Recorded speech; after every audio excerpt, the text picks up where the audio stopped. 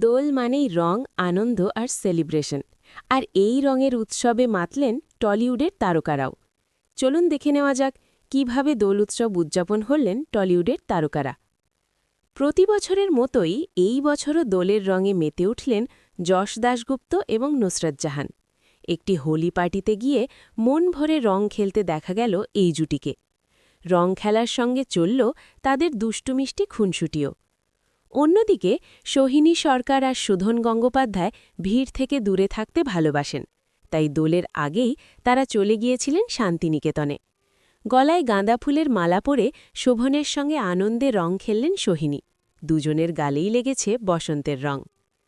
এদিকে প্রিয়াঙ্কা আর শুভ্রজিতের জন্য এবারের দোলটা ছিল আরও স্পেশাল, কারণ বিয়ের পর এটাই তাদের প্রথম দোল। বাড়ির ছাদেই চলল রং খেলা।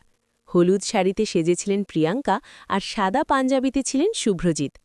কখনো গালে চুমু, কখনো আবার কোলে তুলে নেওয়া রোম্যান্টিক মুহূর্তে ভরে উঠেছিল তাদের দোল। উত্তরবঙ্গে অ্যাম্বুলেন্স দাদা ছবির শুটিং শেষ হতেই দোলের আগের দিন পাহাড়েই রং খেললেন দেব আর রুক্মিণী। গোলাপি আবিরে দুজনেই এতটাই রঙিন হয়ে গিয়েছিলেন যে দেখে চেনাই মুশকিল। এদিকে একসঙ্গে দোল খেলতে দেখা গেছে দিব্যজ্যোতি দত্ত আর দিব্যানী মণ্ডলকেও। তাদের একসঙ্গে দেখে অনেকেই মনে করছেন দুজনের মধ্যে হয়তো বিশেষ সম্পর্ক রয়েছে, যদিও বিষয়টি এখনও গুঞ্জনের পর্যায়ে।